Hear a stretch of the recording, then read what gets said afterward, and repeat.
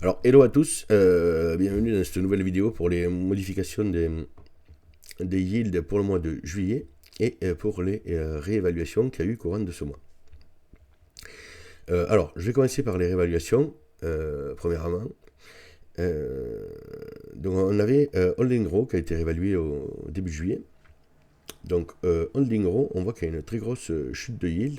Et alors, ces grosses chutes de yield, ça s'explique surtout parce qu'il y a les taxes et les assurances qui ont explosé. Côté réévaluation, c'est pareil, hein, on est passé de 660 à 855 kilos sur ce pool de propriétés. Alors, je ne sais pas combien il y en a en tout, mais bon, il y en a pas mal. Voilà, il y a 12 maisons dans ce lot de Holding Row. Donc, du coup, augmentation du token de 11%, qui est énorme. Et donc, du coup, du fait des taxes et des propriétés, on a eu yield qui a été divisé par deux. Donc, propriété qui sera sûrement difficile à vendre sur le YAM. Ensuite, on a Gallagher. Gallagher, on a une chute de yield, mais parce que les taxes sont doublées. Alors, l'assurance, comme vous pouvez voir, c'est des propriétés qui avaient déjà eu des assurances un petit peu plus chères. Les plus vieilles qu'on voyait étaient avec des assurances à 50 dollars qui passaient à 90. Donc là, on est déjà dans un pool d'assurance qui était un petit peu plus haute et donc l'augmentation, l'impact sur les assurances est très faible. Par contre, tu sais bien, on voit qu'il a été sacrément bien réévalué, donc du coup, ça a compensé le Realty Listing Fee. Et donc sur Gallagher, on se retrouve avec un petit pourcent d'augmentation.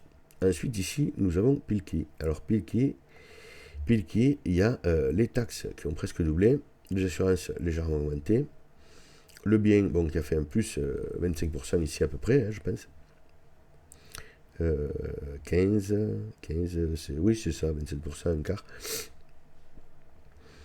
Donc tout ça fait que la réévaluation n'a pas été assez élevée pour ramener le prix du token à zéro, mais du coup on perd les fees realty, mais on a le token qui quasi se maintient. Et la baisse de yield est assez faible.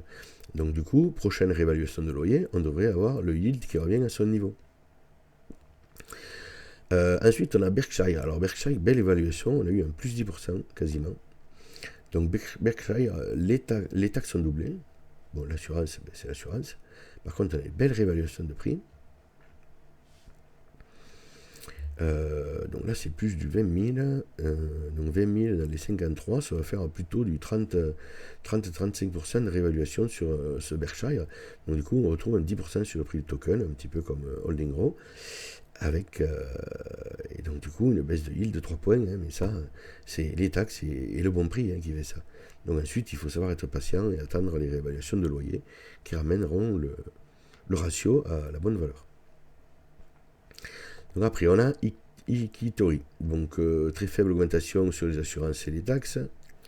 Une augmentation, je dirais, qui est très bonne, mais moins forte que les autres. Ce qui fait que donc du coup l'impact sur le yield est plutôt faible. Mais on a rattrapé les fees realty. Et maintenant, le loyer va nous rattraper tout ça. Johan, c'est un petit peu la même chose. Johan, alors, faible augmentation des taxes et des assurances. Une bonne évaluation sur le prix. Donc, 20-25%. Qui nous donne un Johan avec plus 1%. Rosemary, Rosemary, on va avoir une meilleure évaluation sur le prix. Alors Rosemary, les taxes sont doublées, l'assurance est assez faible, l'augmentation sur le prix, c'est un peu mieux que Pilkey. Alors Pilkey, il avait un taux de réhabilitation négatif, mais là, c'est surtout les taxes qui nous baissent le rendement. Pour Pilkey, c'est pareil, les taxes avaient doublé.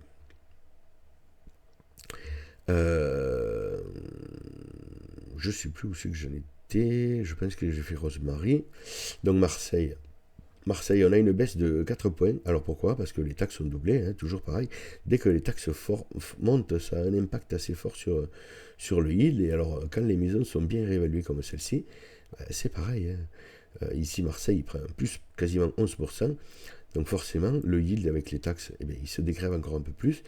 Alors pour nous, aujourd'hui, c'est des tokens qui sont difficiles à écouler sur le YAM pour ceux qui veulent le vendre. Mais après, il suffit d'être patient. Et avec le fil des années, les rentes vont reprendre leur bon rendement. Alors ensuite ici on a Hereford. Hereford, alors les taxes sont doublées, donc du coup, pouf, de suite on voit que dès que les taxes sont un peu fortes, même que le bien soit proprement réévalué, les taxes un peu fortes font qu'on a toujours une perte de 3-4 points. Bon, toujours est-il, belle réévaluation, on a récupéré les fees realty et en plus on fait un 3% sur ce token. Donc, comme je disais tout à l'heure, encore un peu de patience. Après, on a le dernier, la petite surprise du mois. Donc nous avons Salesforce. Salesforce, lui, il a quasiment doublé. Il a fait du plus 60% au niveau du prix. Alors les taxes n'ont pas doublé, c'est 50% de plus, 60%. L'assurance, bon, mais ça se maintient. Mais bon, du coup, on a un gros écart sur le rendement. Mais c'est normal, avec un prix qui a augmenté aussi fort. Je pense que Realty va nous proposer ce bien à la vente dans pas longtemps. Le token est passé à 60. C'est un token qu'on avait acheté. Combien j'ai pas vu. Token vendu. Initial truc. Initial price, il est où? Initial price, donc 50,35, 60, 61. Donc oui, c'est ça, 20%. C'est énorme. C'est énorme, 20% en rien de temps. Hein. En un an, je dirais. Ce token, il a démarré la rente au 1er juin en 2024 et on se retrouve en juillet 25 où on fait une réévaluation et bim, on a pris 20%. Mais sur le prix a pris 60%. Donc c'est énorme, hein. Dans nos portefeuilles, il y a des pépites et quand Realty aura tout réévalué, on aura un portefeuille qui va sacrément grossir. Alors pour tous ceux qui ont acheté sur le primaire, vos yields, même si les valeurs indiquées sur mon site changent, vos rendements à vous, eux, ils ne changent pas spécialement, à part l'impact des taxes qui les font baisser un tout petit peu, mais autrement, les réaugmentations de prix, ça ne change pas vos rendements in fine. Vous gardez les rendements, alors c'est pas encore affiché sur mon site, il faudrait que ces évolutions arrivent, mais il faudrait aussi que je dorme de temps en temps. Entre toutes mes activités, je suis un peu bloqué en ce moment. Mais ça viendra, je vous le promets. Donc en face de tous ces tokens, vous voyez maintenant il y a des nouvelles colonnes. Donc j'ai fait une petite vidéo où je présentais ces nouvelles fonctions avec les exhibits de la ville de Détroit. Mais donc ici j'ai rajouté une petite colonne avec le numéro de priorité des exhibits. Donc vous pouvez voir sur chaque immeuble quels sont les exhibits. Et après j'essaye de tenir un statut côté Realty. Alors ce statut côté Realty, il n'est pas forcément toujours à jour. Donc si jamais vous voyez que j'ai fait des erreurs dans les affectations, n'hésitez pas à me remonter. Il y a déjà 2 token holders qui m'ont remonté 2 erreurs que j'avais faites.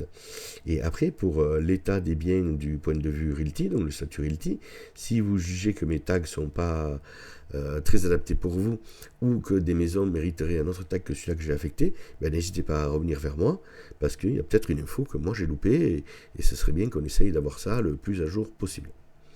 Donc pour ce qui est de la page market, quand j'aurai des comme ceci, des upgraded and ready ou autres, j'essayerai de mettre les bulles ici, pas en couleur orange ou rouge, mais les mettre en couleur verte dans le market, quand on a un statut côté Realty qui dit que c'est clean. Je vois pas pourquoi on effraierait les gens sur ce market à mettre des bulles rouge, orange partout. En gros, la peur, ça n'engage que ceux qui y croient. Voilà. Passons maintenant aux adaptations de yield sur tous les tokens en construction, parce que j'attendais de faire cette vidéo que Villa Marina, Dreamcycle et Lost Seeker arrivent, mais ce mois-ci ils ne sont pas arrivés. Donc je pense que pour ces 3 tokens qui sont des maisons de vacances, le yield ne va pas bouger pour ce mois de juillet. Comme le yield était très bon, mais c'est parfait. Donc pour cela, on a une petite baisse sur tous les Pino Alto et les Playa Caracol. Petite baisse sur le rendement. Alors peut-être qu'en juin, il me semble qu'en juin, le rendement du RMM était un peu moins fort que ce qu'il est là.